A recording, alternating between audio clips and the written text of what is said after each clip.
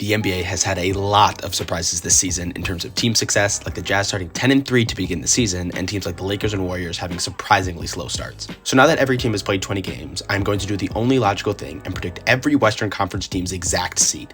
We will look at teams by groups, which will be non-playoff teams, play-in teams, and playoff teams. Today, I'll be focused specifically on the Western Conference and try to predict where each team will finish the regular season.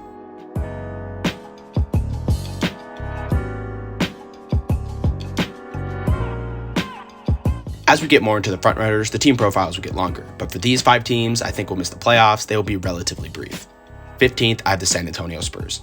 They got off to a pretty good start actually in their first 10 games, going 5-5, but from there things went way downhill. Since those first 10, they are a whopping 1-13. They have lost 11 consecutive games at this point, and there's no end in sight. Coming up soon though, they have their chance to break the streak by playing the team I'm predicting to finish 14th. That team is just down the road, and if you haven't already guessed, it is the Houston Rockets. Their record is really not all that different from the Spurs, mainly because they got off to a horrible start to the season, going 1-9 in their first 10 games. The reason I put them ahead of the Spurs is down to 2 main reasons. Those reasons are, since that start, they are 6-8, which is not all that bad, and also because I simply think their team is just better. Jalen Green, KPJ, and Alfred Sengun are all solid enough players to help them win enough games to keep them out of last place. I really hope the Rockets figure it out soon, because with Jalen Green and Sengun both only being 20 years old, you want to ensure that their talent does not go to waste on a team like this. The team I'm picking to finish 13th is no stranger to wasting talent, and that is the Oklahoma City Thunder. They have one of, if not the best shooting guard in the league this season in Shai, but no matter how much he puts the team on his back, they just can't win games. They started the season 4-6 and since then have been 7-7. The real issue for them is that they cannot string together wins. At the point that I'm making this video, their longest win streak was 4, which was very early on in the season. Since that point, their longest win streak is 3, which is the streak they're on right now. From game 7 through game 22, the longest win streak was 2, and they only did it once. The schedule is only getting harder for them, and with the rumors about Shai wanting out growing by the day, I can't see them finishing higher than this 13th spot in the West. I don't have any segue into the 12 seed team, so I'll just get right into it.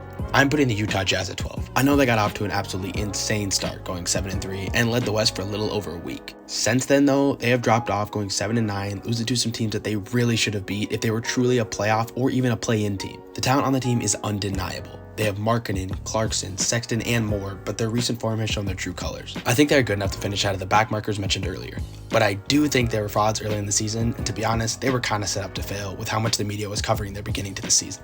The last team I think is going to miss the playoffs and the play-in is the Portland Trail Blazers. They are actually not doing that badly this season at all, starting 7-3 and going 6-8 since then. Dame has been hurt for multiple weeks so far this year, but they're still holding on so far. Despite this though, I still don't see them making out of the bottom 5 and into one of the spots in the playoffs. It is really not down to them being a bad team. I just think in the West, there are 10 teams better than them who are going to win more games. They could easily prove me wrong though and finish in one of the play-in spots because of Dame coming back and also players like Jeremiah Grant stepping up significantly during the times when Dame is hurt. So those are my bottom 5 teams: Spurs, Rockets, Thunder, Jazz, Blazers, in that order. These bottom teams I think are much easier to predict than the seeding of the rest of the conference because the records are usually way closer to each other for playoff teams than they are at the bottom of the conference. With that being said, let's see if I can predict the rest of the Western Conference spots. We'll now move on to the 4 teams I think will make the play-in. 10th, I have the Sacramento Kings. They started off looking like the same old Kings, going 4-6 in their first 10 games. Right after that though, they ripped off 7 straight wins, and since starting 4-6, they have gone 9-4 and are currently the 5 seed in the Western Conference. They have been looking very good this year, but the main reason I think they're going to fall off and end up in the 10th seed comes down to their strength of schedule so far. Of their 13 wins, 8 have come against teams that are currently under 500. Their schedule only gets harder from here, and if they want to remain in the playoff spots and outside the play-in tournament, they have to stay consistent and prevent losing more than 2 games in a row. Similar to what I said with the Blazers, I think they're a pretty good team, but the rest of the teams left I think are just simply better than them. Coming in 9th in the West, I have the Dallas Mavericks. So far, Dallas have been pretty mediocre, and the problem with them right now is they look very good at some points, like when they knocked off the Suns by 20, but sometimes look very bad, like when they lost to the Rockets by double digits. They started the season going 6-4, and since then have gone 7-7. There's really only one thing that will determine how good the Mavs will do this year, and that's Luka Doncic. He puts the team on his back almost every single game, and as long as he keeps doing that, he will do enough to make sure that the Mavs at least make the play-in. I also think that if the Kings play the Mavs in a play-in game like I'm predicting, the Mavs will beat them. Ultimately, their season and their record comes down to how well Luka plays. As disappointing as this is to say, given how well they were expected to do this season, coming in 8th, I have the Minnesota Timberwolves. They were expected to get off to a relatively slow start, considering they had to try out a new offense and defense, playing with 2 7-footers in the starting lineup. They started off 5-5, which is pretty solid all things considered, but it could and probably should have been better. Since then, they have been massively inconsistent, and similar to the Mavs, they lose games they shouldn't, but can also get some very impressive wins. After those first 10, they have gone 7-7. With Cat having to sit out for a few more weeks, I think the Wolves remain a middle-of-the-pack team, but pick up a couple extra wins along the way to move them up to the 8th seed. That being said, if they figure it all out when Cat returns, they can make some noise and move themselves up even higher than this seeding. Our final play-in team is one of the surprises of the season so far with their slow start, and that is the Golden State Warriors. They're coming off a season where they won the finals, but are pretty clearly having a championship hangover. They started very poorly, going 3-7 in their first 10 games. They've done a little bit of recovery since then though, and have gone 10-6 and worked their way back up to the 10 seed at the time of this recording. I think they will continue to move up, but with some key players like Jordan Poole and Klay Thompson struggling, it's going to be tough. We will need to see some more MVP play from Steph Curry, otherwise I can't see them getting much higher than the 7 seed. So there's my 4 play-in teams, in order from worst seed to best: Kings, Mavs, Timberwolves, and Warriors. This is probably the section I am least confident about because all 4 of these teams have massively high ceilings, and if they play at their best, they can be a high seed in the West. But they can also play extremely poorly, and outside of the Kings, these teams have not lived up to expectations this season. If this order stays the same, I would have the Warriors beating the Wolves in the 7 and 8 seed game, and then the Wolves would play the Mavs, who will beat the Kings. The Wolves versus Mavs game is a little bit of a tough one to predict, but I'll say the Wolves will go through because I have to have a little bit of my own fan bias in there.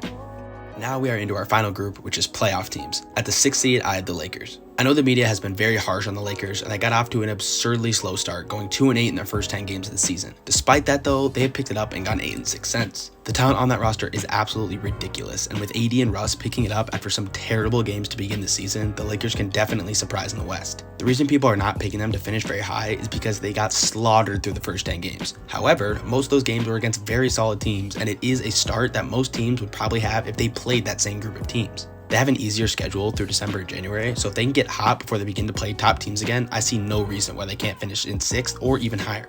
Just ahead of the Lakers, I have the Denver Nuggets in 5th. As I mentioned in my MVP video, they're one of those teams that are just never too good, but never too bad.